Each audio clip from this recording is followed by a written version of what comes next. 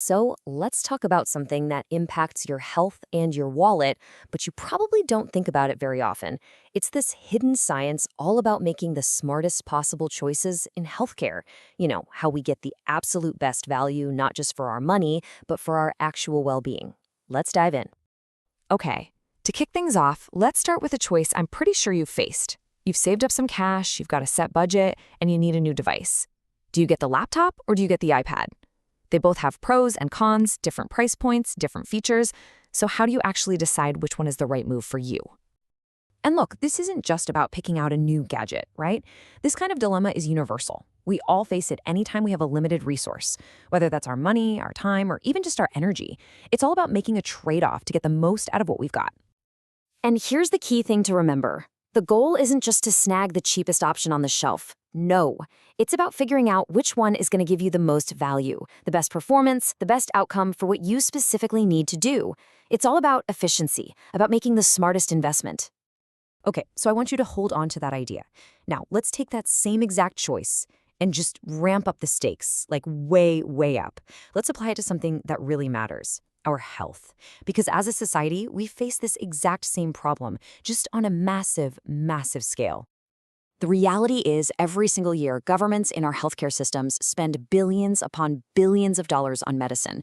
And with drug costs always on the rise, the pressure to make these smart, efficient choices is just getting more and more intense. It is literally the laptop versus iPad problem, but the choices between life-changing treatments. But here's the cool part. We're not just guessing here. There is an entire field of science designed to solve this exact problem. It gives us a structured, evidence-based way to make what are, let's be honest, incredibly tough decisions. And that field is called pharmacoeconomics. Basically, it's a way to weigh the inputs, the cost of a drug or a treatment, against the outputs, which are the health outcomes, the consequences. It's all about systematically comparing our options.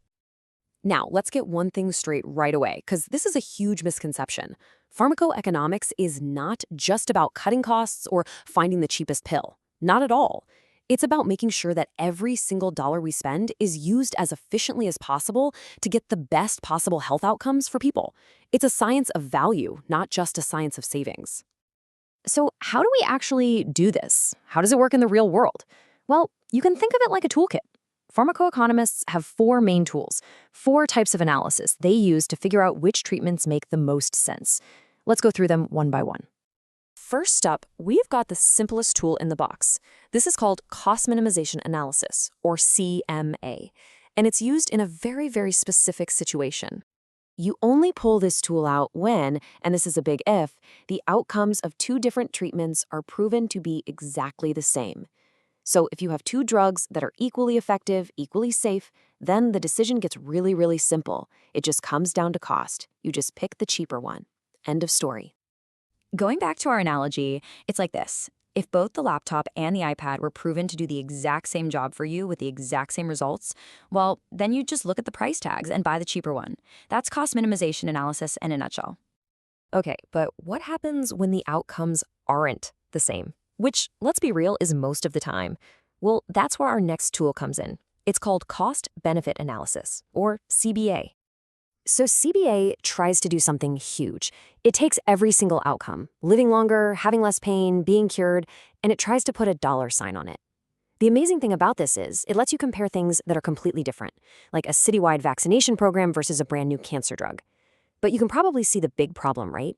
How on earth do you put a dollar value on saving a life? It's incredibly difficult and honestly very controversial. So if we bring this back to our tech example, a CBA isn't just about the price today.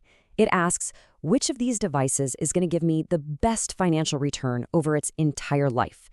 Which one might save me more money, or maybe even help me earn more money down the road? The goal is to get the best net financial gain.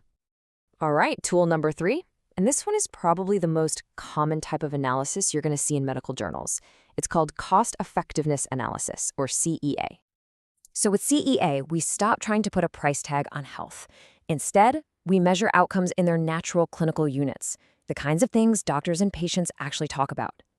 We're talking about things like how many points your blood pressure dropped, or the number of symptom-free days you get. The huge advantage is that everyone understands these metrics. The downside?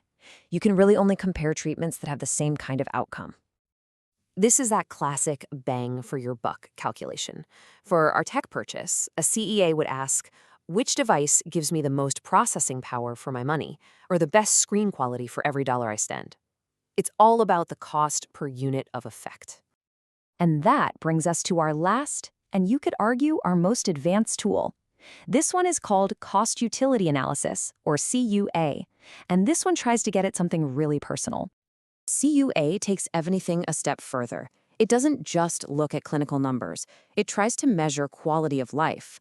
And it does this using a really interesting metric called a quality-adjusted life year, or QALY. Think of it like this. 1 year of life lived in perfect health is 1 QALY, but a year lived with a serious illness might only count as, say, half a QALY. This is so powerful because it lets us ask not just, does this drug help you live longer, but does this drug help you live better?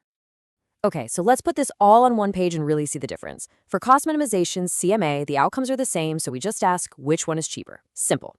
For cost benefit, CBA, everything's in dollars and we ask which one gives us the best financial return. With cost effectiveness, CEA, we use those clinical units to ask what's the cost for each health effect we get. And finally, with cost utility, CUA, we measure in quality of life and ask the big question. What's the cost for 1 single year of healthy life? So, okay, that's a lot of theory and acronyms. But let's bring it all home. Why does any of this academic stuff actually matter to you, to your doctor, to our entire healthcare system? Well, for you as a patient, it means systems are in place to help you get access to medicines that provide the best overall value for your health. For doctors and nurses, it gives them the evidence they need to recommend treatments that are not just effective, but also efficient. And for the payers, like the government, who has to manage those billions in costs, it's an absolutely essential tool for keeping our healthcare system sustainable for all of us for years to come.